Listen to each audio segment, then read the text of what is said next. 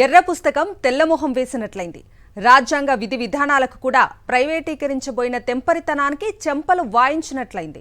ఇష్టారీతిన police రాజ్యాన్ని నడుపుతామంటే, పౌర హక్కుల్ని చిదిమేస్తామంటే అంగీకరించేది లేదని ఇప్పటికే పలుమార్లు ఆంధ్రప్రదేశ్ ఉన్నత న్యాయస్థానం ప్రభుత్వ యంత్రాంగాన్ని హెచ్చరించింది. ఇప్పుడు అదే హెచ్చరికను జనతా న్యాయస్థానం కూడా జారీ చేసినట్లయింది. ఆంధ్రప్రదేశ్ రాష్ట్రంలో 56 మండల పరిషత్తు అధ్యక్ష ఉపాధ్యక్ష స్థానాలకు, కడప జిల్లా పరిషత్తు అధ్యక్ష స్థానానికి మొన్న ఉప ఎన్నికలు జరిగాయి. ఓట్లు వేసింది ఎంపీటీసీలు, జెడ్పీటీసీలే. వీరు క్షేత్రస్థాయి ప్రజాప్రతినిధులు. జనం గుండె చప్పుళ్లను నిరంతరం వినగలిగేవాళ్లు. ప్రజల నాడీ స్పందనను ముందుగా పసిగట్టగలిగేవాళ్లు.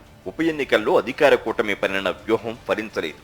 విపక్షమైన వైఎస్ఆర్సీపీ ఘన విజయాన్ని నమోదు చేసింది. కడప జెడ్పీతో సహా 40 స్థానాలను ఆ పార్టీ అవ్వలేలగా గెలవగలిగింది. కూటమికి 10 స్థానాలు దక్కాయి. మిగిలిన చోట్ల ఎన్నిక వాయిదా పడింది.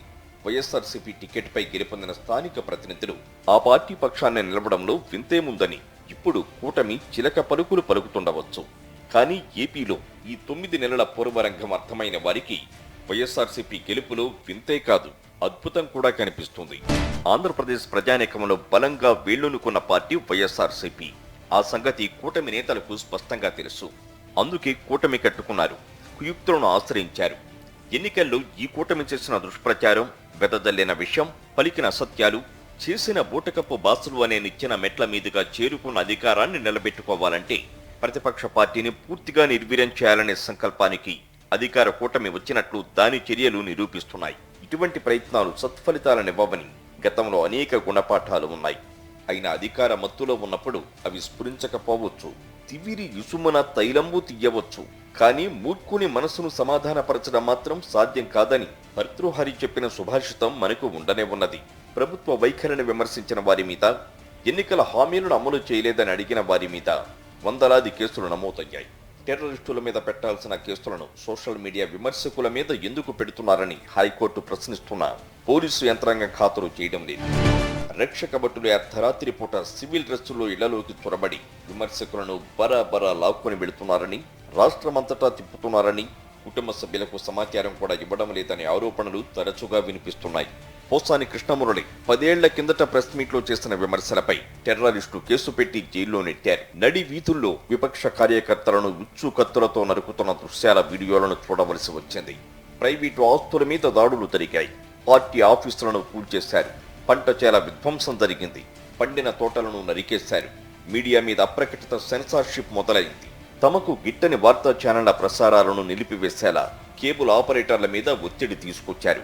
ఈ నేపథ్యంలో వచ్చిన స్థానిక ఉప ఎన్నికల సందర్భంగా కూటమి నాయకత్వం మరింత రెచ్చిపోయింది. స్థానిక ప్రతినిధులను లొంగదీసుకోవడానికి సామదాన భేద దండోపాయాలను ప్రయోగించారు. ప్రలోభాల జరలు వేశారు. కేసులు పెడతామని బెదిరించారు. ఉపాధిని దెబ్బతీస్తామని హెచ్చరించారు. పోలీసు యంత్రాంగాన్ని చేతిలో పెట్టుకుని స్వయంగా ప్రభుత్వమే అధికార జులుంకు దిగినప్పుడు స్థానిక ప్రతినిధులను లొంగదీసుకోవడం పెద్ద విషయమేమీ కాదు. పైగా రాజ్యసభల్లో, శాసన మండళ్లలో అధికార హోదాలు వెలగబెట్టిన బడా ఆసాములే సర్కారు కొరడా ముందు సాగిలపడిపోయిన ఉదంతాలు కళ్ల ముందుటే కనిపిస్తున్నాయి. స్థానిక పదవులను గెలుచుకోవడానికి అధికార పార్టీ బరితెగించిందని, పలుచోట్ల ప్రతినిధులను అడ్డుకున్నారని, ప్రలోభ పెట్టారని సాక్షి మీడియానే కాదు, ప్రజాశక్తి పత్రిక కూడా రాసింది. ఇలా అధికార యంత్రాంగం బరితెగించి ప్రవర్తించినప్పుడు స్థానిక ఎన్నికల్లో అధికార పార్టీ స్వీప్ చేయడం కష్టం కాదనే అభిప్రాయం చాలా మందికి ఉంటుంది. కానీ వైఎస్ఆర్సీపీ స్థానిక ప్రతినిధులు అరుదైన ప్రజాస్వామిక చైతన్యాన్ని ప్రదర్శించారు. పరిశీలకులను ఆశ్చర్యంలో ముంచెత్తారు. నిర్బంధాలను ధిక్కరించి తనను నమ్మి గెలిపించిన పార్టీ పక్షాన్ని దృఢంగా నిలబడ్డారు. తమ పదవులేమీ ప్రభావం చూపగలిగేంత పెద్దవి కాదు. అయినా సరే విశ్వసనీయతకే వారు పట్టం కట్టారు. గోడ దూకిన బడా ఆసాములు ఈ పరిణామం తర్వాత ఎలా తలెత్తుకుంటారో చూడాలి.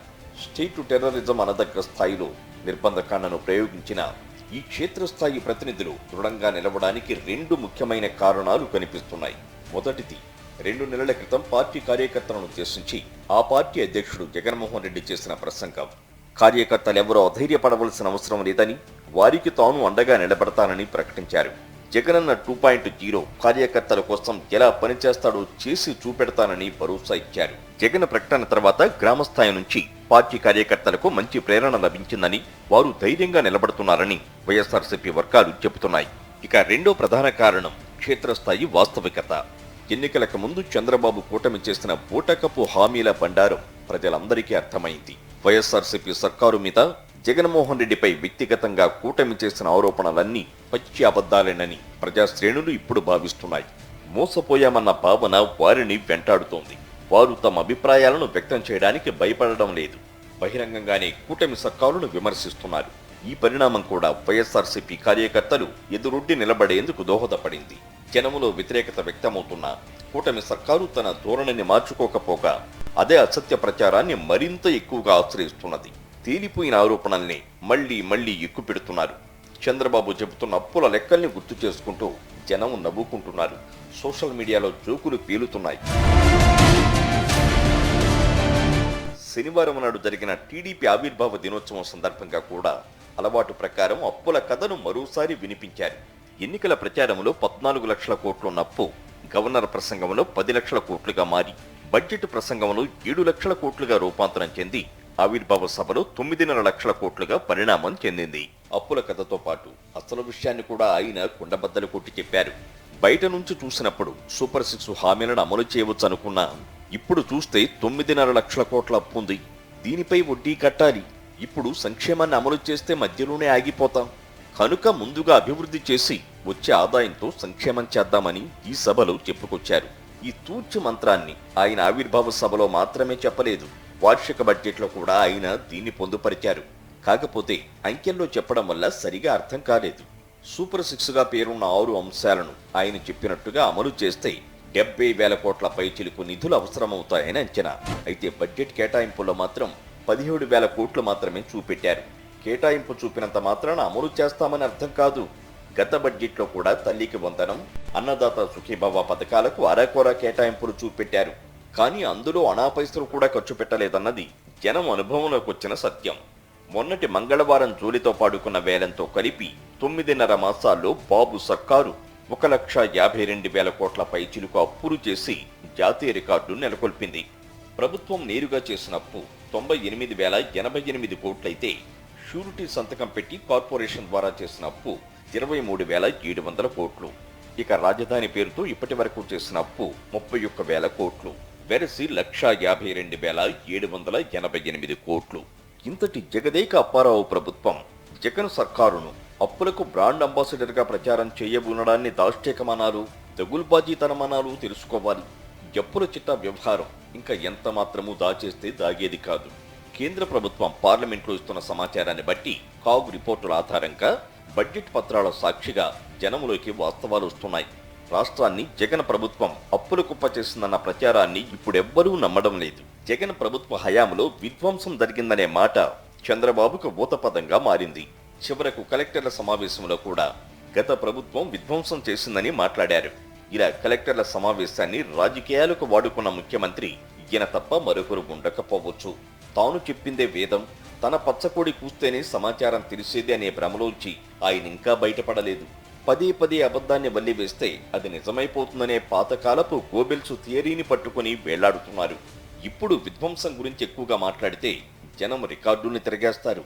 విధ్వంసం ఎవరిదో, వికాసం ఎవరి వల్ల జరిగిందో తెలుసుకుంటారు. సమాచారం ఇప్పుడు ఎవరి ప్రైవేట్ ప్రాపర్టీ కాదు, అది ప్రజల హక్కు.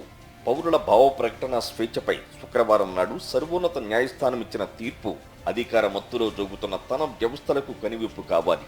భావ ప్రకటన స్వాతంత్ర్యం లేనివాడు రాజ్యాంగం హామీ పడిన గౌరవప్రదమైన జీవన హక్కు సాధ్యం కాదని సుప్రీంకోర్టు తేటతెల్లం చేసింది.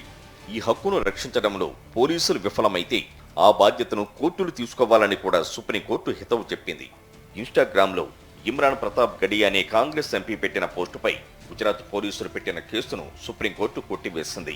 ఈ తీర్పుపై సంపాదకీయం రాసిన టైమ్స్ ఆఫ్ ఇండియా కేసును కొట్టివేయడంలో ఆశ్చర్యం లేదు, అసలు సుప్రీంకోర్టు దాకా ఈ కేసు రావడమే దిగ్భ్రాంతిని కలిగిస్తోందని వ్యాఖ్యానించింది. ప్రతాప్ గడి పెట్టిన పోస్టుకు ఆంధ్రాలో ప్రేమ్ కుమార్ అనే దళిత యువకుడి సోషల్ మీడియా పోస్టుకు సారూప్యతలు ఉన్నాయి. కానీ ఈ యువకుడిని మన పోలీసు యంత్రాంగం ఎంత వేధించిందో తెలిసిందే. ఇప్పటికైనా పోలీసు యంత్రాంగం జీ హుజూర్ పద్ధతుల్ని విడిచిపెట్టకపోతే న్యాయస్థానాలు చూస్తూ ఊరుకోవని గ్రహిస్తే మంచిది. పోలీసు యంత్రాంగానికే కాదు, రెడ్ బుక్ వంటి గ్రంథాల రచయితలకు కూడా సుప్రీం వ్యాఖ్యలు బాతలు పెట్టినట్టే.